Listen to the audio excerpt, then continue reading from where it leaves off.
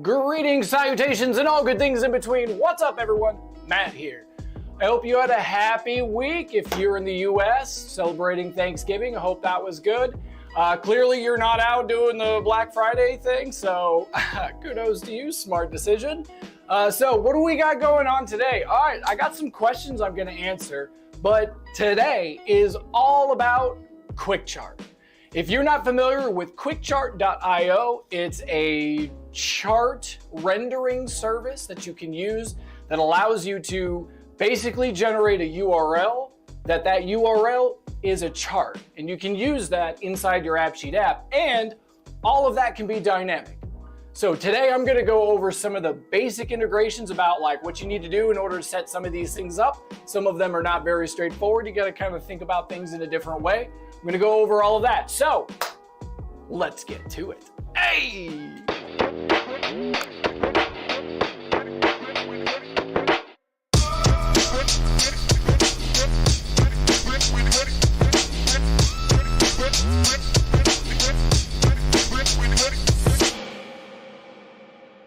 All right, what do we got? So I got some questions that I'm going to go over just to get some of these in the beginning here, right? And we can cover those. I'm having a little technical, there we go. All right, a little technical difficulty here this morning. All right, so the first question comes to us from Jared Maziz, and he asks, when to use an initial value versus an app formula. He says, hey Matt, when do I use an initial value and when do I use a formula? If I have sums of related values, will those update if I run a ref action from the save event on the child table? Or does the formula need to be in the formula column? All right, so the hard answer, right? So we're actually kind of talking about a couple of different things here. And you can see I have this little note down here. Don't forget about the difference between physical columns and virtual columns. So when we're dealing with a formula that's like sum related whatevers and like the order total, right? So I'm trying to get like, all right, how about this? I'm on the order level and I have a list of line items. The line items have an individual line item price and I want to get a total for the whole order. So what do? I would create a virtual column, right? This would be the first go-to that I would do is I would create a virtual column that has an app formula inside it that says sum, related whatevers, and then list dereference the line item total. Now, putting that inside of a virtual column like that means that whenever I do something on the child level, that total on the parent, on the order, is going to dynamically update itself. Now, coming with that, right? That means that it's always recomputing itself. So that like if we're 6 months down the road and I've got an order that was closed 6 months ago and we're not doing any, like that's just leftover data from back in the day, those virtual columns are still recomputing all of that. So you can see how you really wouldn't want to do that in that sort of situation, right? In that situation, I'd like that virtual column to just be done, right? So this is where you get into like, well, should I have a physical? Should I have a virtual? Now, Jared, your original question was, when do I use an initial value versus an app formula? Okay, so the initial value only runs when you first create the record. So I go in and I'm creating a new record, right? When I'm inside that form, that initial value formula is running. It's doing its thing. So I can change all the columns and like if my formula is looking at other things, it's dynamically recomputing itself the whole time until somebody goes to the field itself and changes the value. At that point, the formula stops and we're just left with whatever the value is there. Now you can reinitiate the initial value again by setting the reset on edit. You can either set it to where it's true, so it's always resetting itself. And in that sense, the field almost becomes like an app formula. There's some subtle nuance there, but I won't go over it. Or you can put a formula there so that you can get really clever on when you want to kick that initial value formula for it to redo itself again. This gives you the ability to where you can have a formula that runs the first time and then it stays. It's a static value. And then you can get clever with the reset on edit to figure out any like downstream scenarios where, oh, something changed in this one scenario, so I know I need to update it. You can encode the logic in the reset on edit to look for that and then kick it and it'll re-update the thing. Versus if I have my formula in an app formula space, it runs every time I do an update. Anytime I change anything on the record, that app formula is running. So there you go. That's the broad strokes of when to use an initial value versus an app formula. Like, those are the main differences. When do you use those? You can see, like, really depends on what you're trying to do. Like, I want something so that it only calculates the first time. Okay, that would be an initial value. I need something to always be updated, but the value only changes whenever we change the record. All right, well then that could be an app formula then, because the app formula will recompute whenever I change the record. But if I need the formula to recompute all the time based on changes somewhere else, and I don't want to implement some sort of system of managing, oh, I'm here and I need to update that thing over there. Like, if I don't want to have to build all of that stuff into the system, just make a virtual column. But if you feel comfortable building that sort of manage the update system where it's like, I'm in a child record and when I save this, update the parent record. Make your thing an app formula in a physical column and then just initiate some sort of quick update system that triggers on the child to kick the parent. Whole bunch of different ways that you can do this. There's really no one set perfect answer for any of this. Let me know if you have any further questions of nuance for any of your situations. If you're not Jared, and I can give you some nuance in that. The next question comes from Jared again. Hey, Jared, he says, hello, me again. Is there any way to control the cancel button where it takes you to a similar save event? I have a navigation button asking the user if he wants to add another. And if the user says yes, and it restarts the page, but then what happens if they realize that they didn't actually want to add another? They hit cancel, and then it just takes them to a different view that has almost no bearing on where he just was. Wondering how to overcome that. Okay, so the default behavior for a form is take me back where I came from. So if I don't take over, so inside your form, there's a setting that says finishing view. If I don't take that over and specify somewhere to go, if that's still set to automatic, that behavior is wherever you came from. Now that means that if I go into a form and then I go to another form and then another form and another form and another form and then back to this form and then back to this form and back to this form and back to this form. Like if I'm jumping around in forms, okay, if I cancel out of this, the default behavior, if you haven't specified something, is to take you right back where you came from. Not the form, right? So like I started somewhere. Like I was on a detail view of an order, and then I went into the order form, and then I went into the child, and then I went into another child, and then I went into another child, and then I went into a grandchild. Now when I cancel out of that, it's going to take me back to the parent detail view because that's where I started. That's the thing to keep in mind. If you don't want that to happen, it's really, okay, like your specific question, Jared, is about, can I do anything on the cancel? Hard answer is no. There is no form save cancel event. Perhaps we should ask for that. Like, that seems like something that would be really nice to have. Yeah, that needs to happen. We need to make that needs to happen. And everybody that watches this video, y'all need to go vote for this. This is something that, like, legit, we really need this. And we already have a form save event. So, you know, you would think it would just be a hop, skip, and a jump to add another thing inside there that's tied to the cancel event. So that would be really dope to have, because then you could do things where when they hit cancel, oh, well, do a bunch of stuff, take them somewhere. But since we don't have that system, what do you do in this situation? Okay, so you mentioned that you have a navigation button that says add another. Okay, add another option to that navigation button that says like stop and add another. This way, they're not canceling out of the form, right? They're saving the record, but they save the record by hitting the cancel enum option in the navigation thing, right? So what I've done in the past here is, that's going to create a whole bunch of like records that don't need to be there. Like, oh, they just can't, this is a cancel record. Okay. Create an automation that watches for that.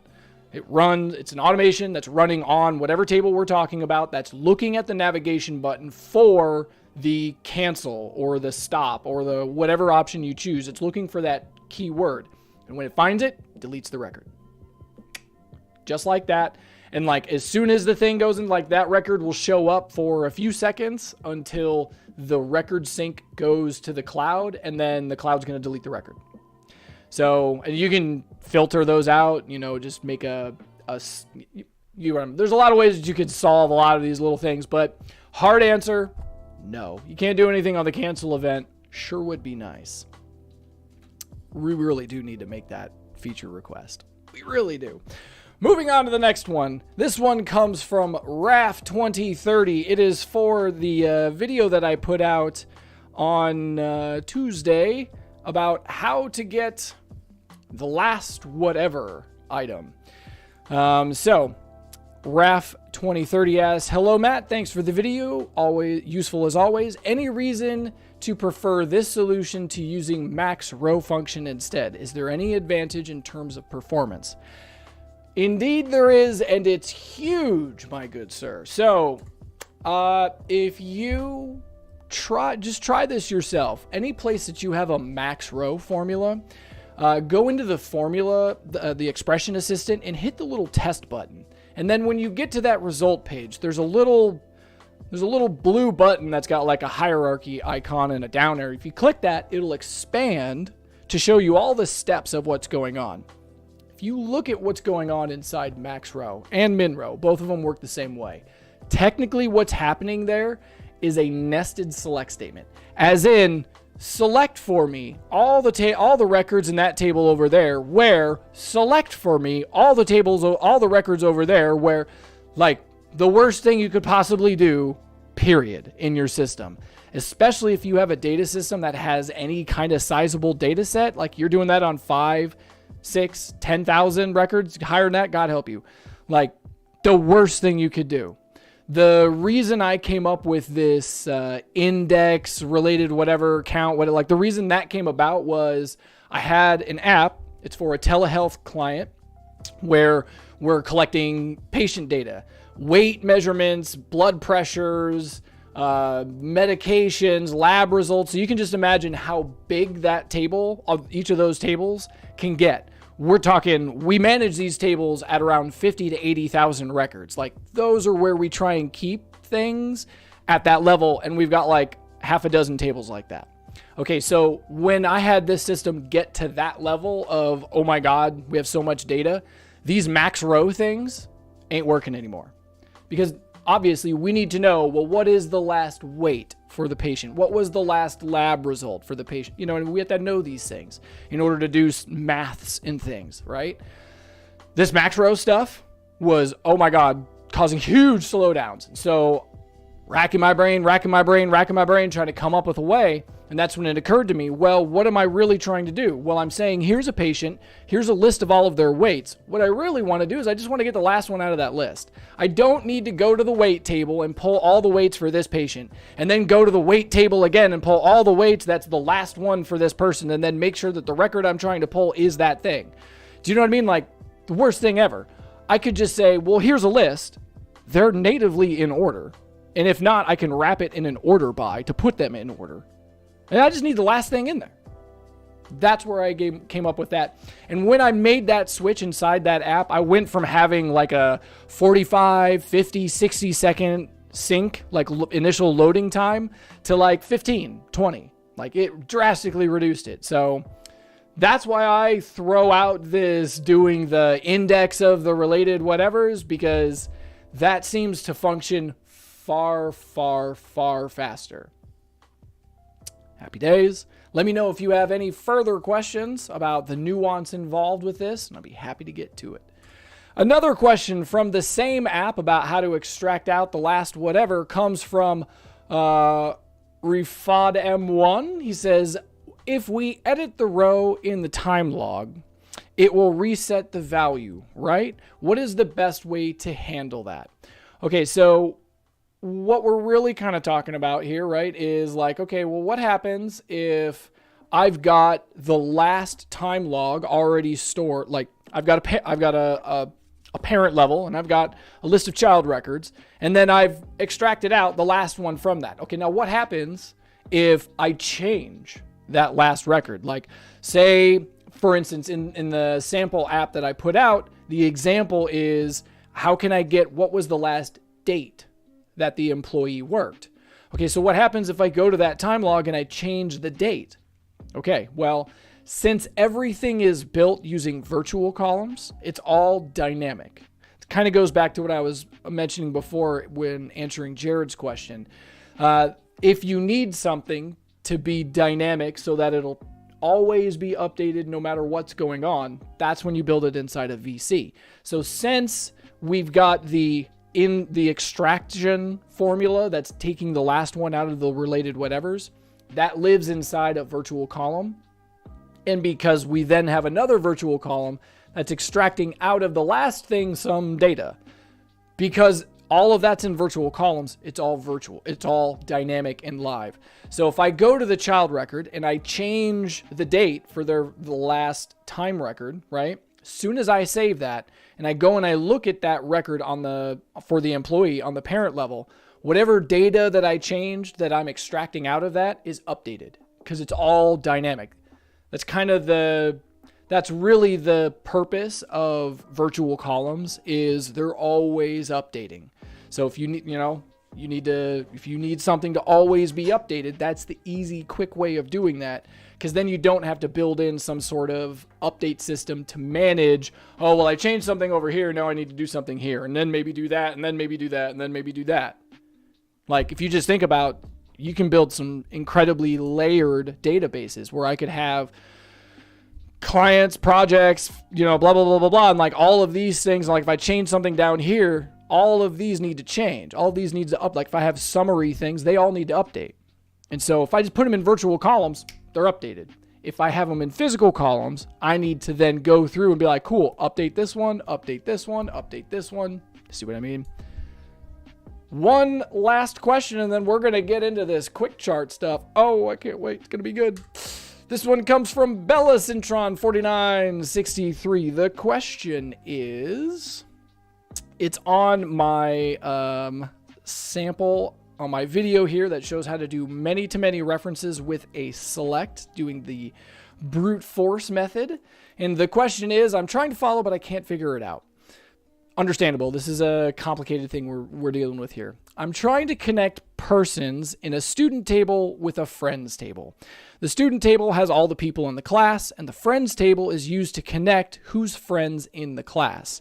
The friends table uses the student table as a reference for names.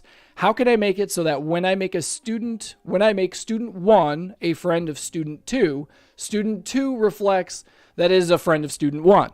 Currently, I have to enter the friendship connection on both student 1 and then student 2 to show that they are friends. Is this even possible? Thanks in advance.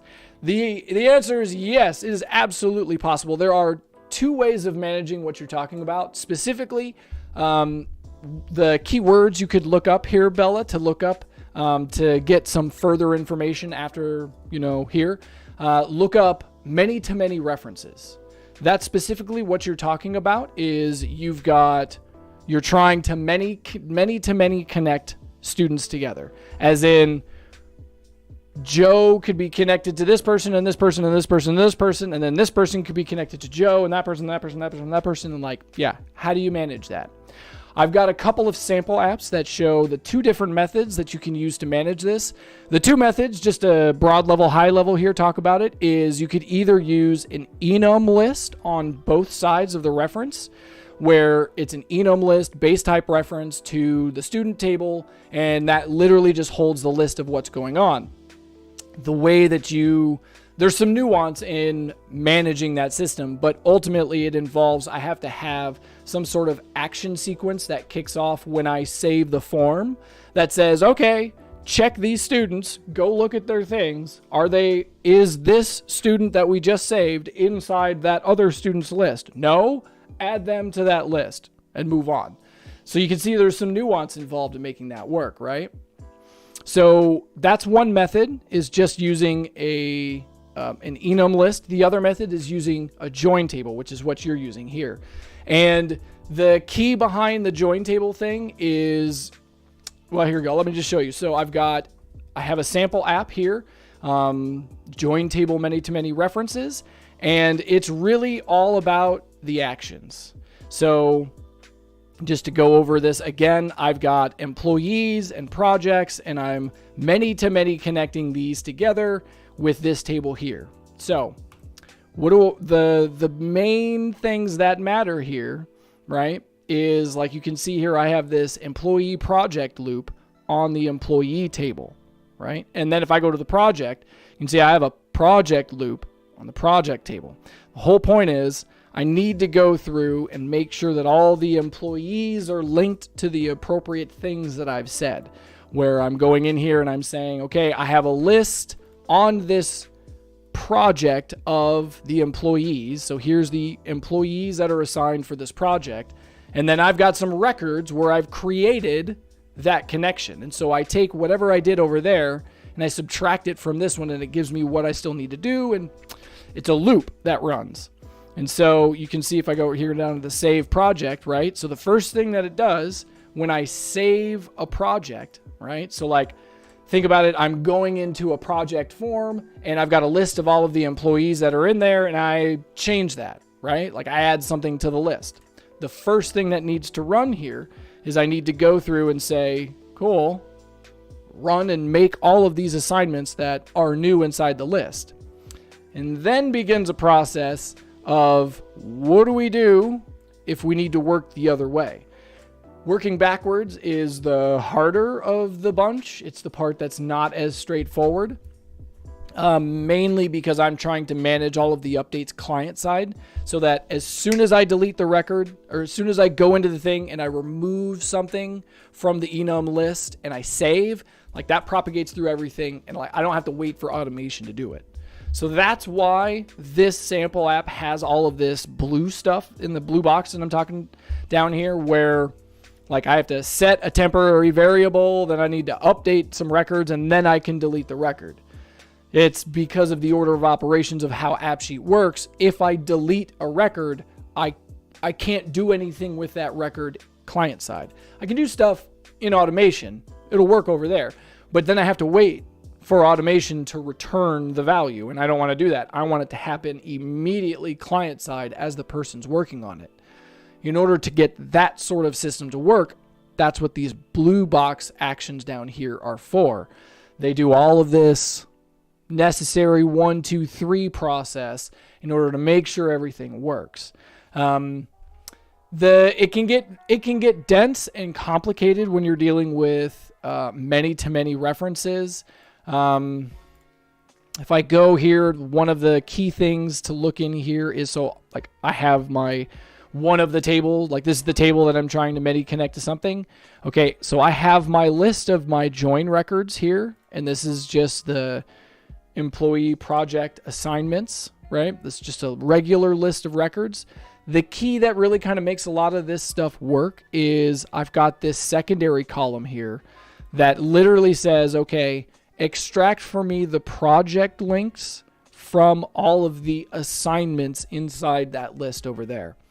And this is what gives me my list of all of the things that have been done already. And it's by having that list in the system that I can then do some math, and I can say, here's the original list, here's the stuff that I've made, subtract these from that, whatever's left, then we need to do something. It gets dense, I know. Many-to-many is, difficult to get right in some instances. Let me know if you have any further questions, and we will dive into it. All right, on to AppSheet News.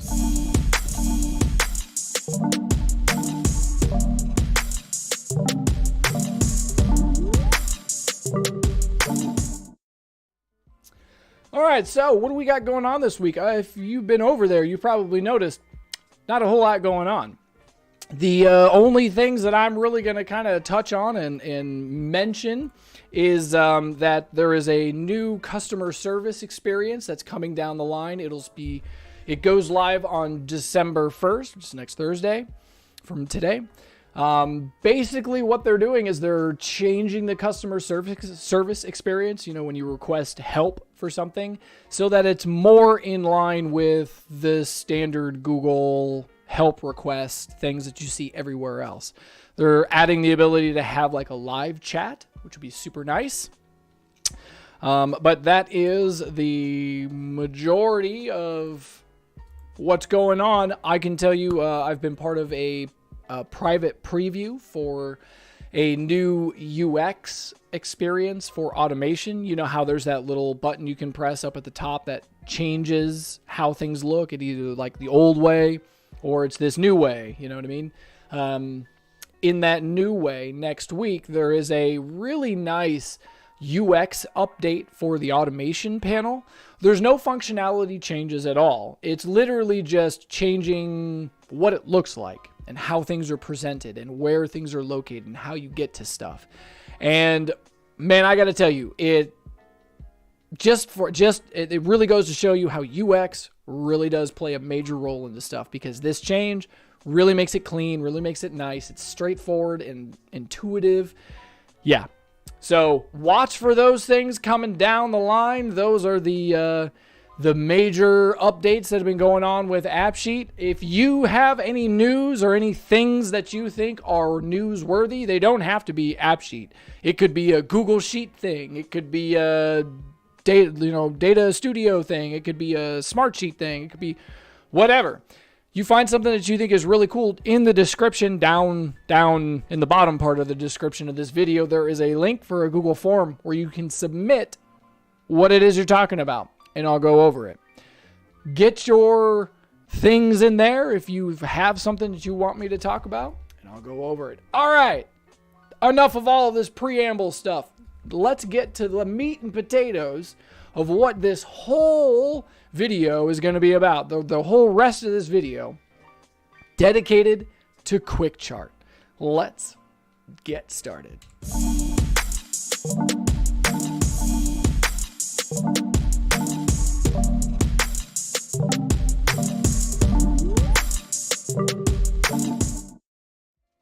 Hey. Okay, so Quick Chart. If you're not familiar with Quick Chart, like if you just go to quickchart.io, it is a website that allows you to generate chart images with a very simple API type of thing. The way that it works is literally just through a URL. You've got this little opening bit here, and then everything else is all of the individual code that you want to use to generate whatever kind of chart you're dealing with.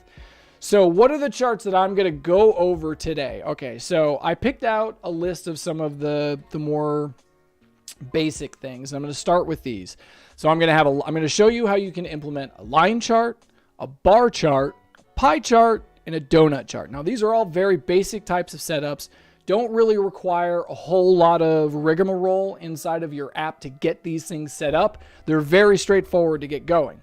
But there are some more advanced charts that require you to do some other things in order to get things the way that you want them to be, such as a Kanban chart or an annotated progress bar, being able to put like labels and things on the progress bar.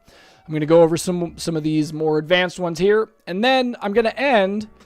I'm also going to go over some quick and easy setups. So there are a few of these things. I picked out 4 of them where they are incredibly easy. It's unbelievable how simple these things are to get a spark line, a progress bar, a radial gauge, or a QR code. Like dumb easy. So I'm going to go over those because those are things that you could just drop in your app like that really fast. And then I'm going to end with, I'm going to show you an example of what I've done where I've built a really advanced chart that's got a lot of different stuff going on it. Yeah, I'll end with that. So to begin, let's start with, I have started with I sat down and I came up with some data that I thought would be pseudo-relevant to making some charts that would make sense. You know what I mean? The ideas that I'm going with here is I have a list of stores. The stores, I then have a list of monthly sales for 2020 and 2021. I don't think I did 2022. Yeah. So it's just like the past 2 years worth of sales. Each month has one record for every store. So we should be able to fill it in nicely. I also have construction progress projections. The idea being these are going to be used for the Ganban chart. The idea being, we're going to construct the store, right? Like we're building the store, the actual building.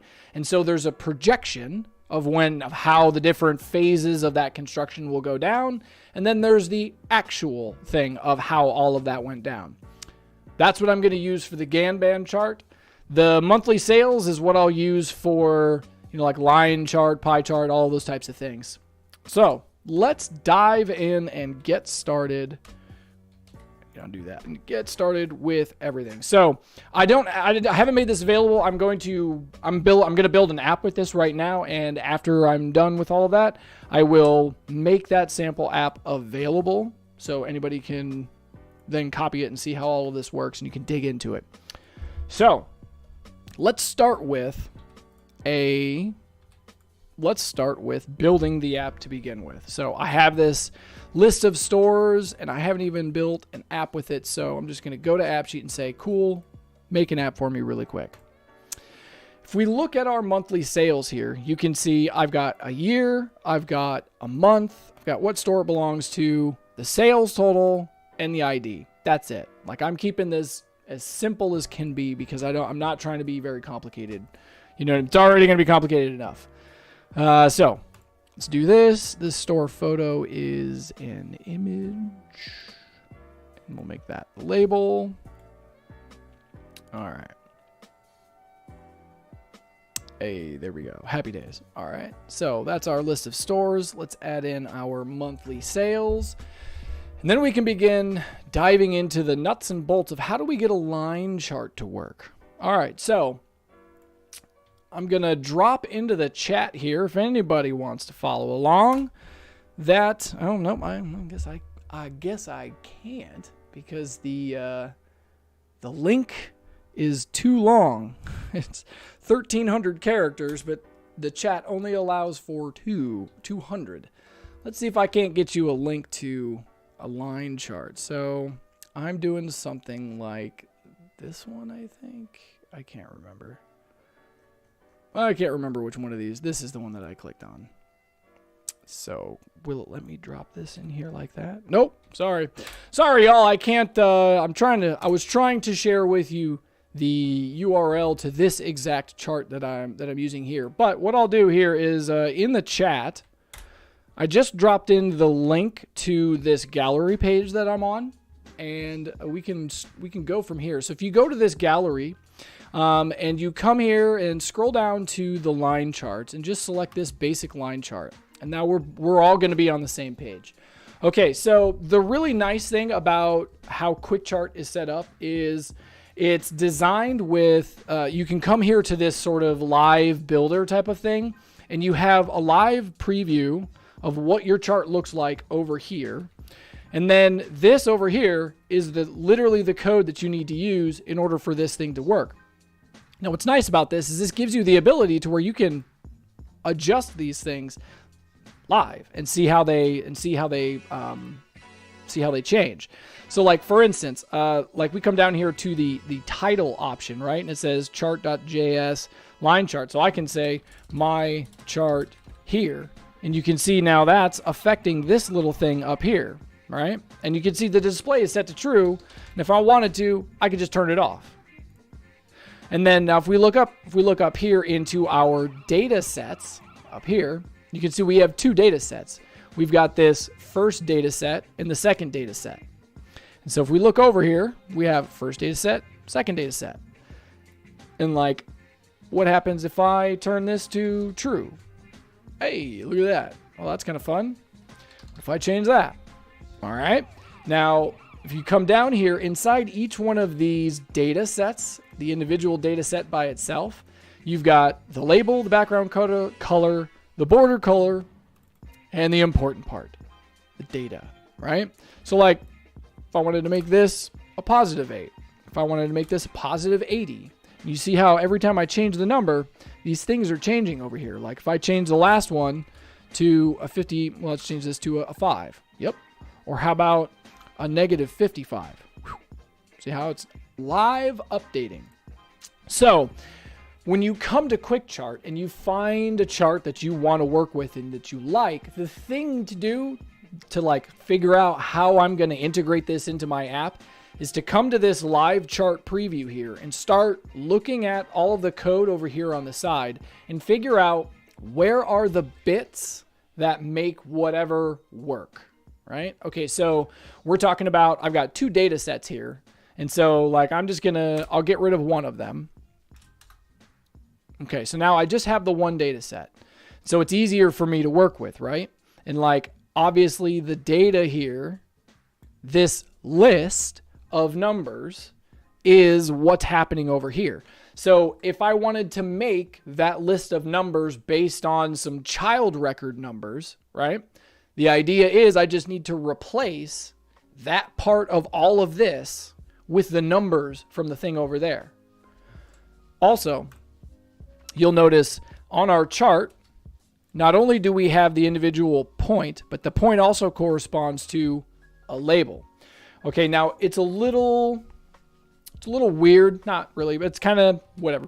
It's a little weird how this kind of works. They're not connected together. It's not like, here's the label, here's the value, here's the label, here's the value. It's not how it works. If you look over here, you can see I've got this list of values and then I have this list of labels. And you'll notice everything in here is 1 for 1. And so like if I connect these things together like this, you'll see the distribution is exact for exact. See how that works? Okay, so the idea is then I need to create a list of the labels and then I need to create a list of the values. And as long as the labels and the values are in the same order, we're good to go. Follow me? You have to make sure that those things line up. This is where it can be a little to make sure that you get it right. Okay, so let's take this chart and let's go to our AppSheet app. All right. Now let's see. What do I got? I have my stores and I have my monthly sales. Let me change these to their appropriate things. So a year. I have a month, which is text. The store needs to be a reference to the stores. And this is a price. That's the ID that I don't want to see. And we'll do that. All right.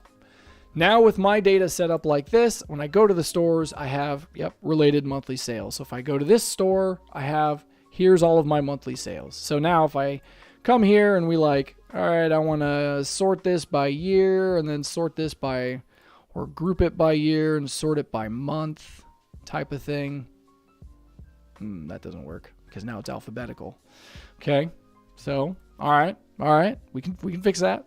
Just come over here and we go to our month, and instead of leaving this a text, turn it to an enum, and we have to specify the list, because if you specify the list of values for an enum, the order that you specify them is what's used for grouping, as long as it's not allowed to add new things.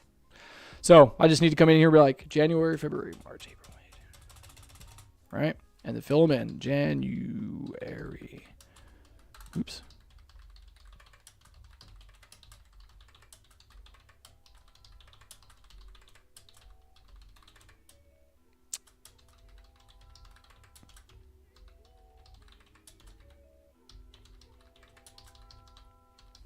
Got a little ambitious with my clicks. All right. See, now I've put these in order. And as long as I leave these things turned off to where I don't allow other values. If I come back here and save this, yeah, you see how they were already put back in order over there. Now January is first. Yeah, yes. All right, so if we look at our stores, yeah, January, February, okay, perfect. Now all of this store's stuff is in order. Okay, fair enough.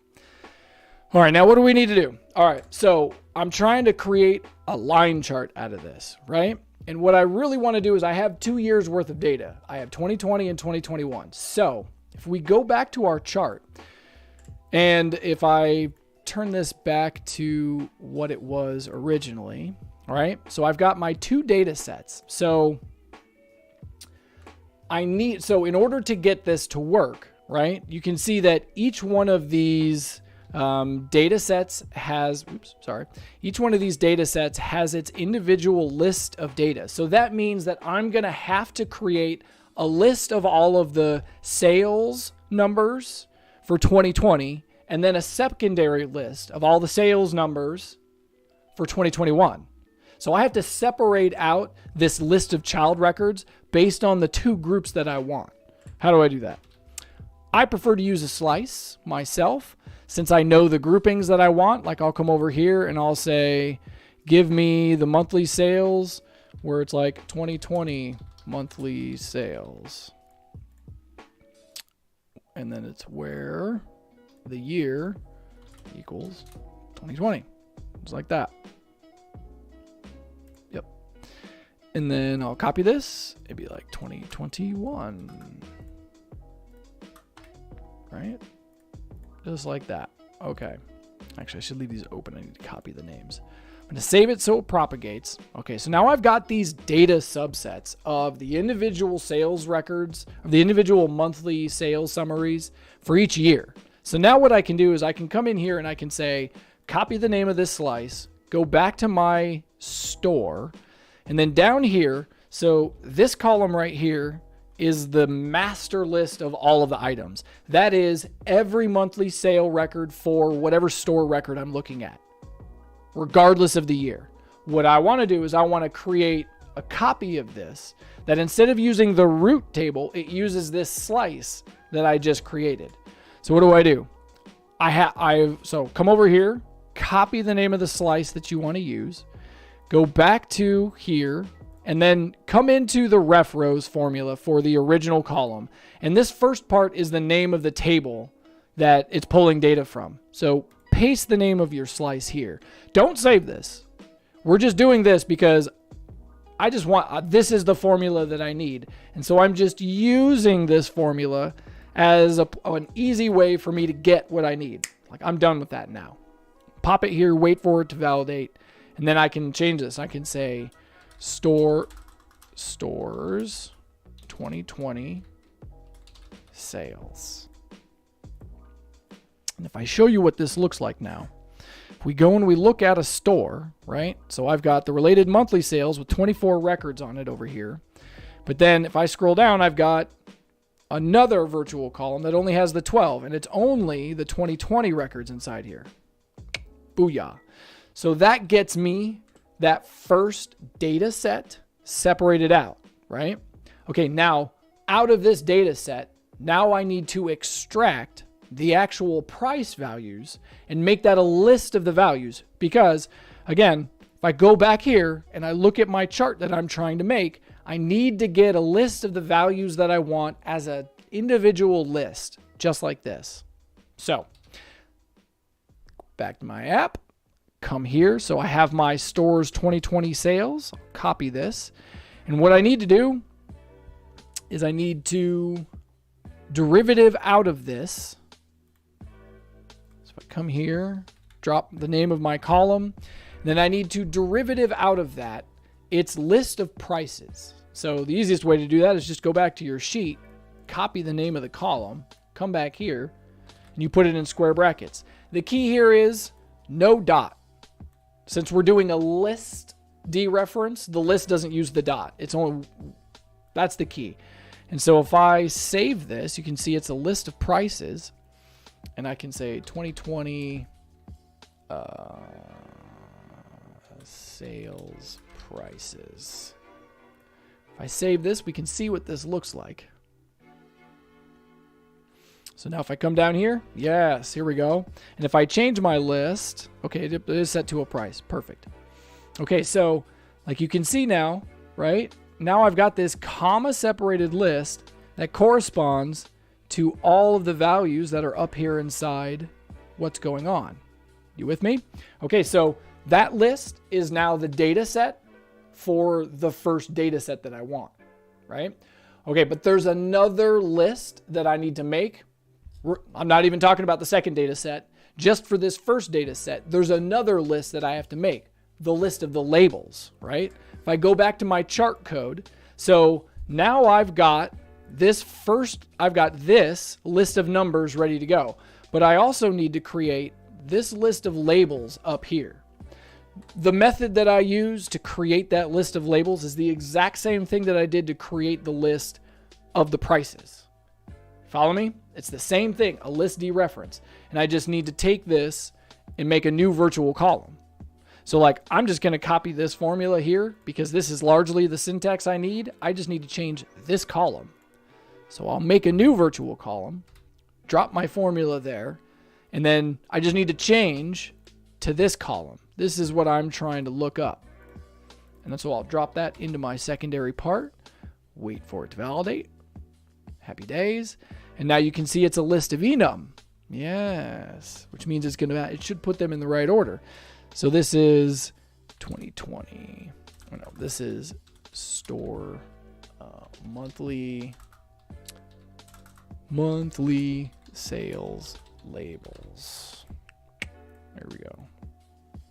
All right. Now I'm not labeling this column 2020 because the labels are going to be the same for both data sets. And that's another thing that you have to kind of make sure that you're doing, where when you're graphing data, right, you need to make sure that you're apples and apples here, right? Because if you need to do something different, that's a different chart. You can do that. Absolutely. You can do amazing things with this. That's not what I'm showing you right now. I'm just showing you a very simple integration. Okay.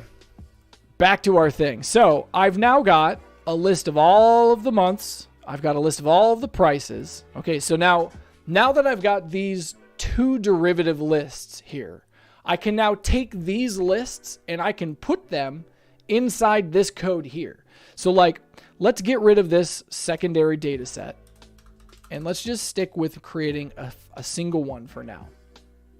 So what am I going to do? All right, well, I'm going to copy all of this. I'm going to just copy this whole code and I'm going to go back to my app and I'm going to create a new virtual column and I'm going to start a concatenate. And then I'm going to paste all of that inside here. All right. Now the thing to do is notice all of these are encapsulated in single quotes. So that means that I need to wrap all of this in double quotes in order to encapsulate all of that text inside a string value. Okay, and now you can see, now the system will take what I did, and if I test this formula, you can see it's literally just the whatever I wrote in there. It's just spitting it out like text. Everything is the same. It's not dynamic yet at all. Okay, so now what we're going to do is we're going to go through how do I make this chart code dynamic. All right, those two lists that I have, I need to replace this list right here, and I need to replace this list right here. So what am I going to do? All right, I'm going to come here and I'm going to select the list that I need to replace, and then I'm going to delete it. Okay, now I'm inside of a double quote string, and so I need to stop. I need to exit out, and I'll drop this way down, and then I need to restart it, down here. Okay, point being, what I'm really trying to do is I'm trying to concatenate together all of this code stuff in the beginning, and then that list of months that I have, and then some more code stuff in the middle, and then that list of prices, and then some more code stuff at the end. So that's what I'm really doing here. So I have this code stuff at the beginning, and then I come down here and now I say I want to insert this monthly sales labels, because that's going to give me my list that needs to go inside this labels. And if you wanted, you could, keep that inside this thing up here so that it's nice and like, okay, the labels are inside the labels. All right, moving on. We come down here. The next list that we need to replace is this list of numbers. So again, what do? I highlight the list that I need, hit delete, exit out of the double quote that I'm in, drop down, open the double quote back again. Because this thing down here is that last code bit that I need to keep. But I need to put inside here this list of numbers. So come down here, get your list of prices, insert that thing. There you go. And we can clean this up a little bit. Just like that. All right. So now if I test this, so this is what it looks like originally, right? Where it's just got January through July and it's got whatever these numbers are there. Now, if I come to our test, we can see our list is now January through December, and the data is now all of these numbers.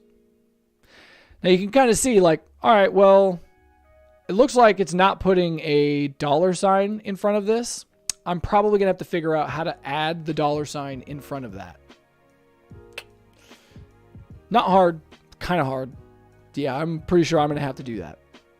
It's gonna have to be a layered concatenate with a substitute. Good times. It'd be nice if you would keep this as the price. Too bad. Oh well. And all right, now another thing. Notice that the labels inside here, they're not encapsulated inside any kind of quotes or anything. That might be a problem. Because if I go back to my chart, notice the labels are all inside of a single quote. Tick. I might have to do that for all of these things. But okay, let's test this and see if the system will accept what I'm doing, right? Let's see if this will work. All right, so now this concatenate formula is not enough to make this this whole thing work. There's some key bits that you have to have. One of the key things is there's a beginning prefix that you have to put on. I'll go grab that in a minute. But the real key to remember is you have to wrap all of this stuff in an encode URL, because you need to encode all of this as a URL, otherwise it's not going to work. So I'll come into my formula and say encode URL and go all the way to the bottom, and I will close my thing. Let's see if it validates. Yep. Okay. And then, so that's all of the actual code. Now, if I go back to Quick Chart and I go to the home page, is the easiest place to get this. Right here on the home page, this little thing right here is what you got to put at the beginning of all of that code stuff in order for it to work. So just come here and copy this, go back to your app, put that up there, put an ampersand on it so that it concatenates this with all of this. And then we should be able to test this. And then this resulting, this big thing here, we should be able to take that and drop it into a URL. Okay. Yeah, see? January is not defined. So it doesn't like the fact that each of my labels is not wrapped in a single quote. All right. We got to put that in there. Fair enough. What do we do then? All right. Well, we're dealing with lists, right? We're dealing with this list here. And so the easiest thing that I could do is, all right, well, I know what I have to do. Okay, so I know that I need to basically take this giant list here. I'm just giving myself some space to work with. And I need to do the same thing that we do when we're taking a list and making it a bulleted list. If you want to know how you could take an enum list and make a display column that would show you a nice bulleted list for that, I have a video that eventually I'll probably throw a link here or down in the description.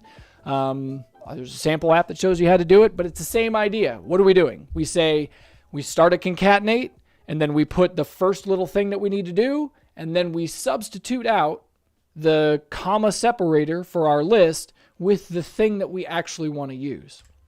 So here we are inside of our formula. So what do? We say we're going to start a concatenate. I'm going to concatenate a single quote as the first thing. And then I'm going to bring in a substitute. A substitute to substitute out all of the space, comma, space with a single quote, space, comma, space, single quote, and then close it. The point being, and if I put a comma, the system should accept that. Okay, number of parentheses doesn't match. This, it might be because of the single, I bet you it's because of the single ticks. I bet you that's the problem that I'm running into, because I bet this looks like it's correct. So if I come here and just check my closing formula, yep. Okay, so I'm betting what the problem is this little thing right here. I'm betting that is causing a problem.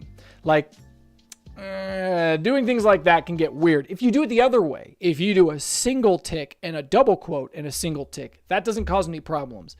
But a double quote, AppSheet's built for citizen developers, so it's built for, like, well, people aren't really doing things the right way. Like, you know what I mean? Or the official, way or whatever. And so they've built a lot of things inside AppSheet to kind of compensate for certain errors that people would make. And this is one of the things that they've done where the double quote has some other things that are going with it. So, okay, what do we do? All right, well then what I really want to do is I want to substitute out inside my code. So like this little code bit right here, that's part of my chart. It all uses single quotes inside the items. Like inside, where it says type and then line is encapsulated in single quotes. I want to switch this to where that's encapsulated in double quotes, and then I can wrap the whole thing in single quotes. Boy, we're getting in the weeds here. Oh man, I did not expect to get into the weeds like this. I thought this was going to be a lot faster. But all right, this is good stuff. All right, so what am I going to do? So I'm going to basically, for this little section right here, I'm going to go bit by bit. I need to reverse the double quotes and the single quotes. For every double quote, I need to change that to a single. For every single, I need to make it a double. So that's what I'm going to do going through all of this right now. So like starting here at the top, this would be a single quote. And then this would be a double. This would be a double. And there's no more. And that closes it. Okay. I'm going to come down here and I'm going to do the same thing for this data set down here, but I'm going to do this an easier way. I'm going to come here to a text editor and I'm going to say find and replace, like find for me. Let me make sure that this is going to work. Find for me all of the, I'll just get rid of that really quick. Find for me all the single quotes and make them a double quote. Yep. So find me all the singles and make them a double. All right. And then I need to wrap this whole thing in a single quote. Come down here. I need to wrap this in a single quote. And I need to come back and get this as a single quote. All the way down here as a single quote. Okay. Yeah, right there. Okay, so this is part of what I need to do. I need to clean up this price sales thing because I need to put the separator in there. If we come back here though, all right, so now I've got everything reversed now. So all the inner parts use a double quote and the outer parts use a single. Okay, so now I can come to my concatenate and I can start switching these things around. So I can say single, double, single. And then in here for this part, in the substitute where I'm saying what I want to substitute out, I say single quote, double quote, because that's going to close the opening thing I started at the front, space, comma, space, double quote, because that opens the next one, and then close the thing. Will this validate? Hey, there it is. It's always something. Like, we're off in the weeds of what we had to do here in order to solve this problem, but you can clearly see there is a definite difference between a single quote and a double quote. And with the double quote, there's something else going on inside there. Because like literally all I did was reverse all of these things and it fell in place. So there's clearly something else with double quotes, right? All right. Now if I look at this, if I do the test and I grab this resulting URL, and we give that a test here. Okay, so we have an unexpected token at whatever that is. All right, well, let's go and look and check out our formula. So if I'm going to break it out of here, and I'm going to put it back in, come to here so we can see, is this whole thing correct? Okay, so quick chart, blah, blah, blah, blah, whatever, encode URL, concatenate, and the concatenate closes down here with this. Yes. Okay. Now let's debug and make sure that everything has quotes and things that it needs where it's supposed to be. So single quote, double quote, single quote. Okay. So this concatenate opens a single quote, and then it'll display one of these items.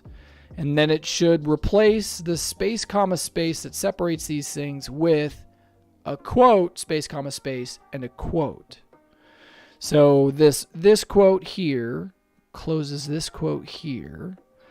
And then this quote, oh, that's it. That's what I forgot. I need to close the quote after this last one.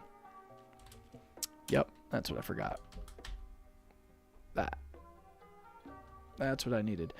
The whole idea being, like, if I show you what we're doing here, so it's like we've got a list of, let's just say, numbers. So it's like 1 space comma space, 2 space comma space, 3 space comma space, 4, right? Okay, so like what I'm really doing here is I'm saying I want to take this list, right? And I'm trying to wrap each item inside of a double quote. So that means that, like, I have to do a double quote here at the start, and then I can replace this with a double quote, space, comma, space, double quote, right? But then that leaves this ending one without the quote. So I have to have a quote at the very end as well. That's the meat and potato of the error that I fell in here. So if I take this, put it there, and test this, wait for it to validate. Going really slow. Don't want to validate. Okay, we'll save. I don't feel like waiting for that thing. All right, let's see. All right, so now all of this gibberish, if we change this virtual column to an image.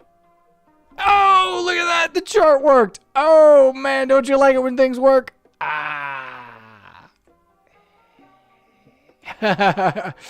Okay, so if we come here, now check it out. If I make this a little bigger so you can see it a little easier, right? And like this is based on all of the data that's inside the thing that's going on. That's cool. So like this is specific for this record. So like let me change the store detail to where instead of the photo, we'll do the chart. And then I can like, yeah, see? All these different stores, all the charts are based on the data inside the system. Don't you like it when things work? Yes! Okay. I'm gonna only cover how to do a line chart on this stream, seeing as how it was taking so long to get here.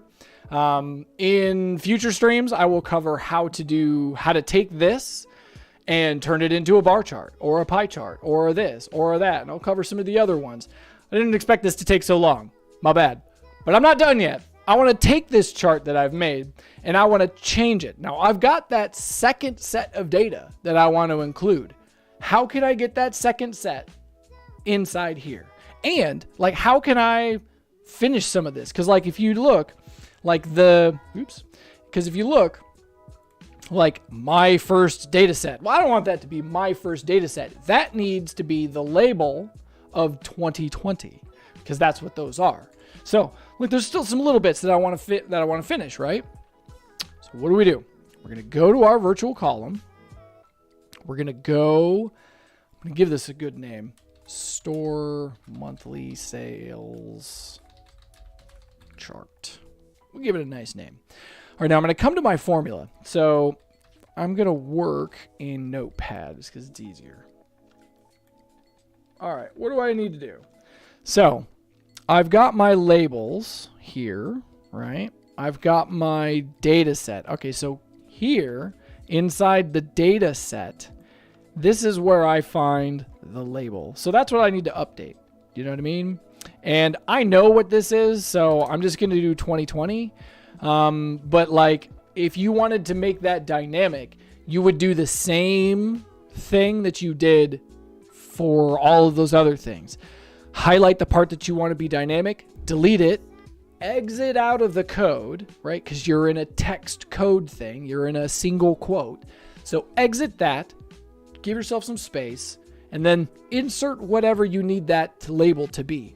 That might mean that you have to extract out of your first data set subset the list of, or like the name of the product, or the, I don't even know what it is, but you get where I'm going with this. Like, well, here you go, I'll just do it. So like, I know that I need to extract the year out of those records, right? So I've got 2020 sales, I've got the sales prices, I've got the labels, which, you know, is universal all across the board. So what do I need to do now? Well, I need to extract out of this virtual column here, another piece of data. I want to know what's the year out of this.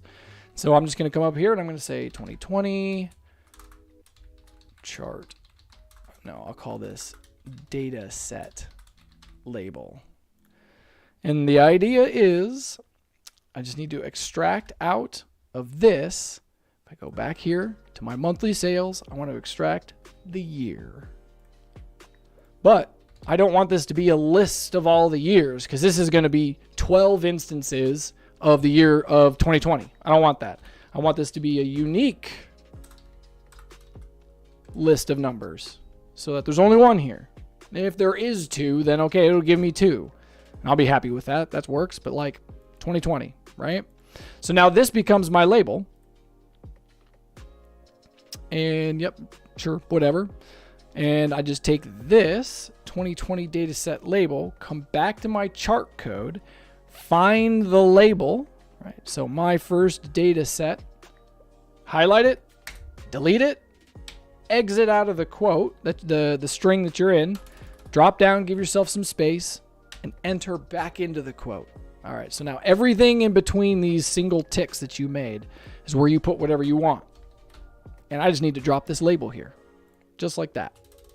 Oops, just like that. And I'm gonna put it all on one level like that, just so it stays clean.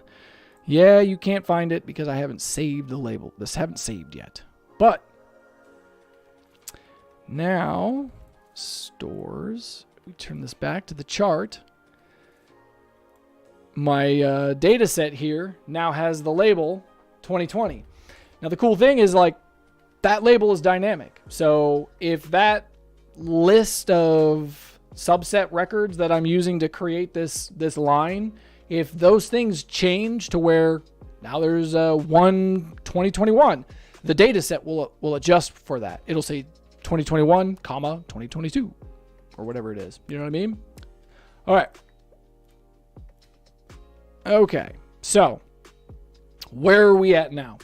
We're at a point now where the chart works, just about everything's dynamic, and I've got one data set inside there. Now I want to add in my other data set.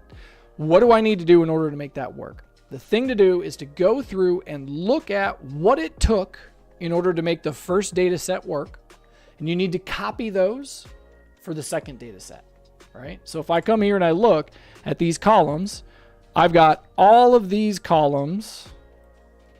Yeah. I have these columns that are all unique, that are specific to the 2020s. This is the actual list of records. This is the list of like data points I need to do. The labels I don't need to extract again because I know they're going to be the same for both of these. So I can leave that alone. And then this down here is that dynamic label for the actual data set inside the thing. So I need to have 3 of these for 2021. Which means I need to go make one of these slices, which I already did, thankfully. So I just need to copy the name of the slice, come back here, and just start copying things. So come to this 2020 sales, come in here, change the name of the slice that I'm dealing with, copy that, make a new virtual column with that formula that I just got, wait for it to validate, Cool. Give it a good name. I'm just going to copy this column's name and change the number to 21, right? So that's the first thing. And then since the other two columns I need to make are derivatives, I will save this virtual column. That way, when I'm building these two other ones, the formula will validate. Otherwise, it won't be able to find the column. Copy this column, come to my 2020 sales prices, come in here, change the first part, copy the column, and then make a new formula. All I'm doing is copying here, and I'm just changing this first bit. And like I'm saving, because I just want to say, I want to take this name, and I want all my names to be basically the same. So I'm following the same sort of, that was the wrong column name. 2020 sales prices. I want everything to follow the same sort of structure. You know what I mean? That way it's all systematic in names. All right, so that's the prices. And then I need the label. So I'm going to copy. I'm going to come over here, copy my list of 2021 sales data set. Sales. Oh, okay. Yep. Stores 2021. I copied the wrong name. That's my bad. There we go. So this is 2021 sales, and then this needs to go in there. Store 2021 sales. This is 21 sales prices. And then the 2020 data set label, I need to copy this for the 2021. Make the new column. Wait for it to validate. Can't find it. Yeah, I know. I know, because I haven't saved yet. So this is the 2020 label. And so this just needs to be 21.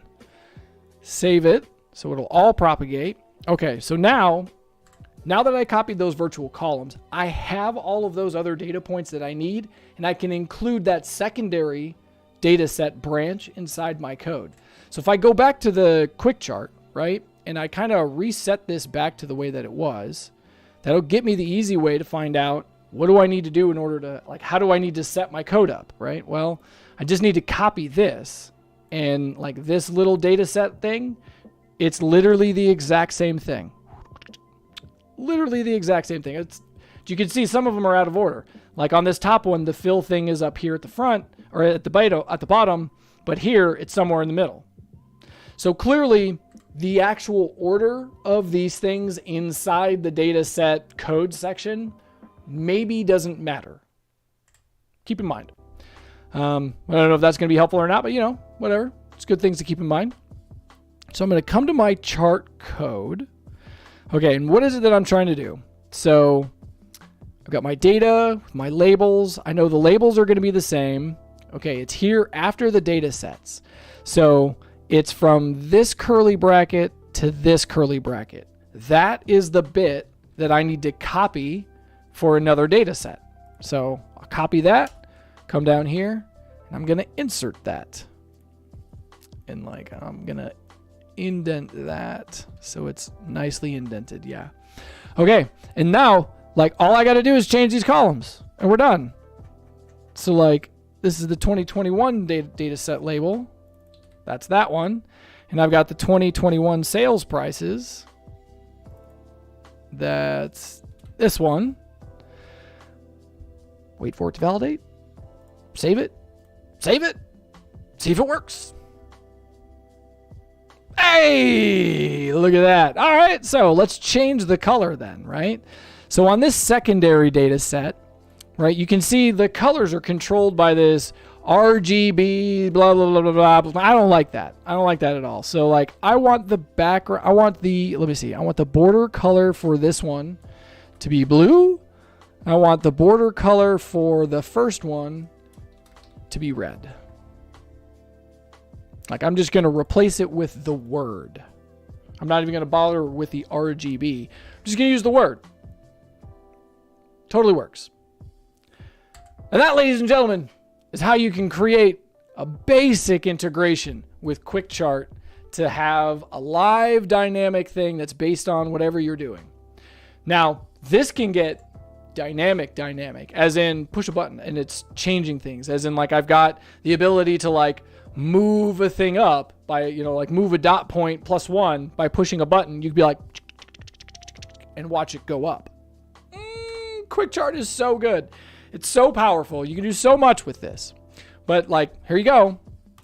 That's the basics of making my chart. You can see now like the points are still red or orange or whatever they are. So like I could change those if I wanted to. Like if I come in here to my code and I change the background color, like I'm going to make this black. And I'm going to do it for the same for this other one.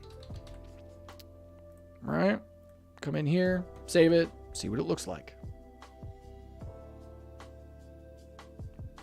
Now I've got black points. Happy days. So that's quick chart. It's amazing. I have plans. Yet another project. I have plans to create a fully expansive quick chart builder. You know what I mean? Like this sort of system would lend itself really well to having the ability to be like, select from a drop down the different colors, push this to do whatever. You know, like it would be really nice to be able to configure a thing using some sort of configurator type thing that then just spits out the formula that you need to use. And then you could just copy the formula into your app and run with it. So I have plans to build something like that. But there's a whole lot involved. There's a lot going on with quick chart. As you can see, like it took us a while. It took us almost an hour just to get this one line chart to work. From here, like once you get these pieces in place, like that's the hardest part of getting the quick chart operation to work, integration to work, is getting all of these little pieces that you need in place in order for the system to work, right? Because like I have to have these things prepared ahead of time in order for the system to have it. And like when you get to really advanced sort of integrations, it actually gets to the point to where on each of the line items, I need to prepare a little bit of code for the whole chart on the individual line item. Like eventually it gets to that point to where on the line item, I need to create all of these things, all these data point lists and things. And then I can take all of those and create just that one little section of data. And then I can take that code and then like put all of that code together. And then now I've got this giant thing. I'm going to continue on with this quick chart integration. Everybody just let me know what sort of awesome things you'd love to be able to see, what chart types you want to see. There is a community for quick chart that is fantastic. This is the place to go to get all of your answers. That is the place to go. Legit. All right, that's all I got for this little section here on quick chart. I do see that there are some questions in the chat. Let's move on to those.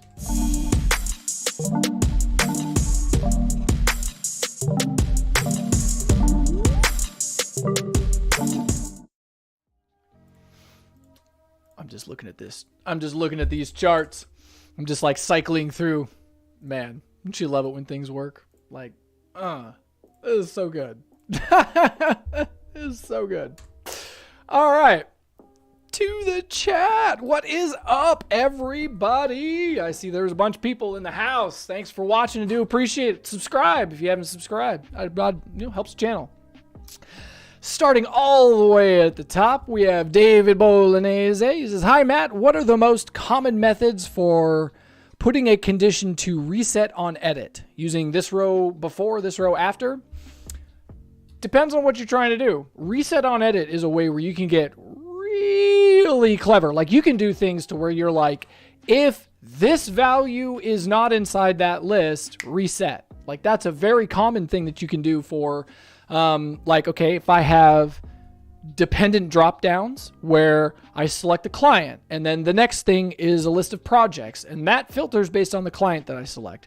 And then maybe I select a project and then that gives me a list of all of the phases for that project, right? And so like if I've got this system to where they cascade filtering down like that, a common thing that you can do, a common problem is, well, what happens when I change the top? Like I go 1, 2, 3, 4, and then I change number 2. Well, 3 and 4 are now wrong. And I've got to have a system to like, I either deal with, well, hey, there's an error on these, or I fix it.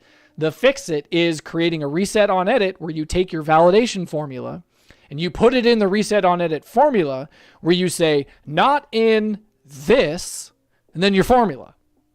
Because your formula is generating a list of all of the acceptable values. And then so what you're saying is, okay, check and see if the value that I've put inside this field is inside that list. And if it's not, reset the column. And then like that's when your reset formula comes over. Maybe your reset is just clear. It's empty. So at that instance, I go 1, 2, 3, 4, and then I go up to 2 and I change number 2, 3 and 4 just cleared themselves. Because the value that I had is not inside the list of acceptable values anymore. Common thing to do.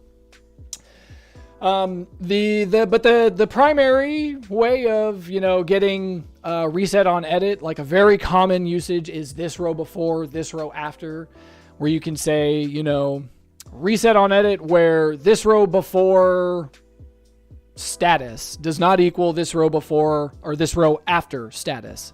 So if the status change, this thing redoes itself. And then, whatever. Or if you know the criteria, like if the status is this and there's nothing inside this other virtual column over here, kick a reset. Like you'll eventually figure out what are the individual bits and bobs that I need to do. Like what are the formula syntax scenarios? What are the data presences? Like, is there a record there? Is there not?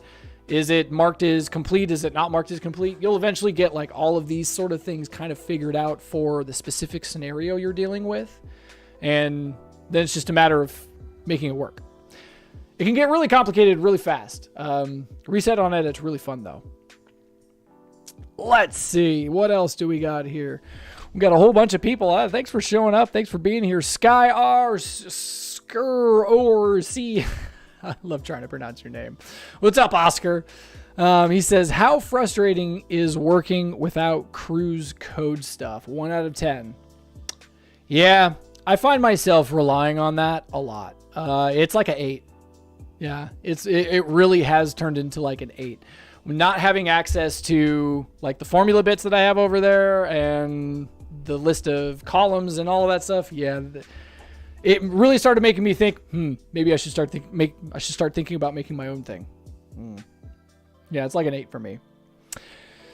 Oscar also says Jason uses, and it should be that way, but when dealing with him inside AppSheet, I've seen that adding a space after the quote, AppSheet doesn't seem to... Oh, he's talking about double quotes. So Oscar's talking about the difference between double quotes and single quotes, and he's noticed that after adding a space after a single quote, it doesn't seem to complain.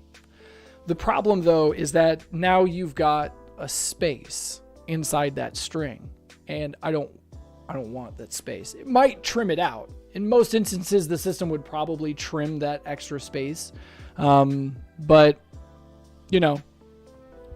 I'm trying to dot the T's and cross the I's and all that. Let's move on. David Bolognese watched your video about the new AppSheet database. Do you think it's possible to migrate already built apps using G Sheets automatically? Are there more advantages or disadvantages to using it?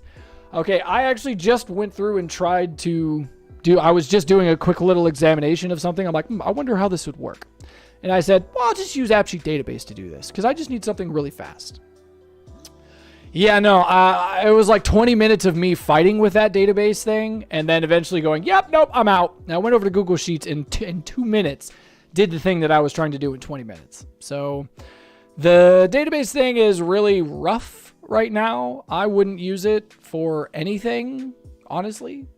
I mean, I don't like the poo-poo stuff, but I mean, it's new.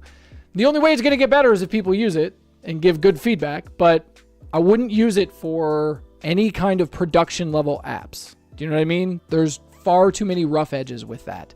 As far as migrating a currently built app over to that, I know there are there are plans for like an import-export type of system.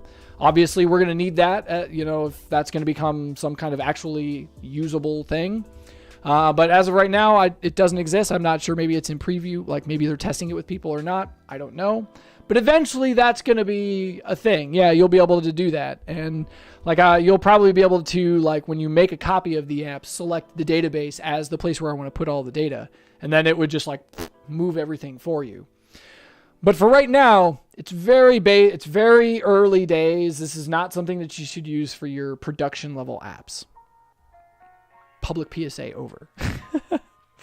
Another question from David. He says, how long does it take to complete open requests in the community? I'm interested in the possibility of uploading many photos from a gallery at the same time. Do you have any information? Yeah, well, I've asked the same question about that myself. Like, because when they switched over to this new community, the idea was, yeah, we're going to use that feature request section as the space to keep track of what's going on. Like where things are. Are they in progress or they're not in progress? And like after 2 years, it was kind of nothing happened over there. And there's a giant list. And they just keep getting bigger. But like nothing seems to be marked as, oh no, we're doing this. I think there's been a couple over the years, but like, I don't know. I know that they look at that. Like I do know, like I hear, they're talking about the things that we request over there. But yeah, no, it doesn't seem like those things are made a priority. Some of them are. I noticed the ones that got done, they had a lot of people that voted on them. Like they had over 30 or 50 people that voted. I think probably the primary problem is nobody's voting. Like somebody will go make a fantastic request, but there's only like 5 people that give it a thumbs up. And so AppSheet's looking at that. That's what they're using to determine whether or not they're going to take this idea and devote thousands and tens of thousands of dollars worth of resources on it. You know what I mean? So if only 5 people are saying, yeah, it's a good idea, then it's not a good idea. You know what I mean? When in reality, it probably is like this is a fantastic thing. Everybody should be voting yes for this. Maybe it's just a matter of we just need to like coordinate and like, all right, once a month, let's find the one thing that's really good. And like, all right, everybody go to that one and vote for it. See if we can get these numbers up. I don't know.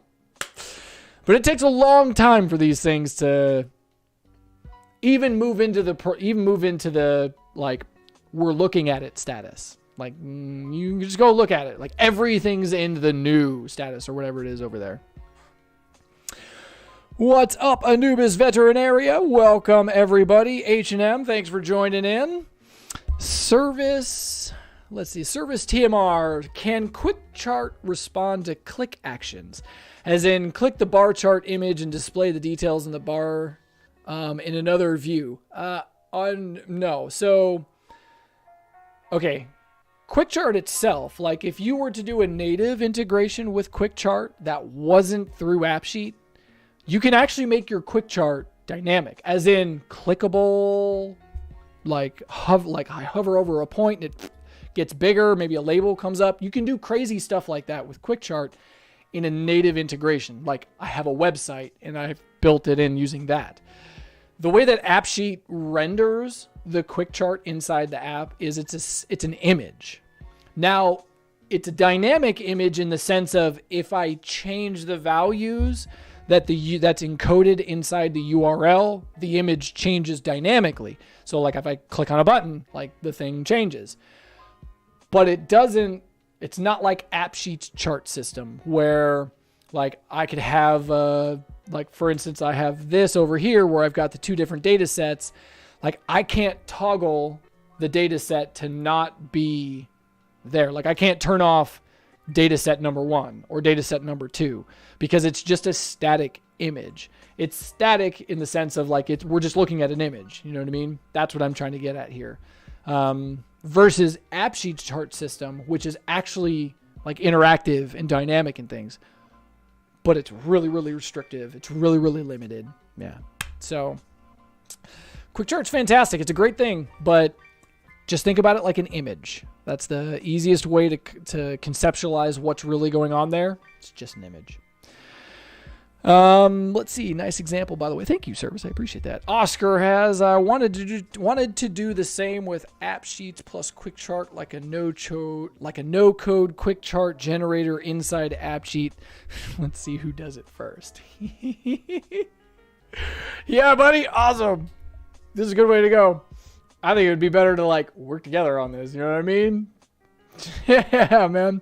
But like, through the power AI, and Oscar, I know you know about note parameters, and so like you can see, like, man, if we could come up with like a note parameter table, or like in my mind, it's really going to need to be a set of tables because there's more going on than I would want to encode inside of a single record.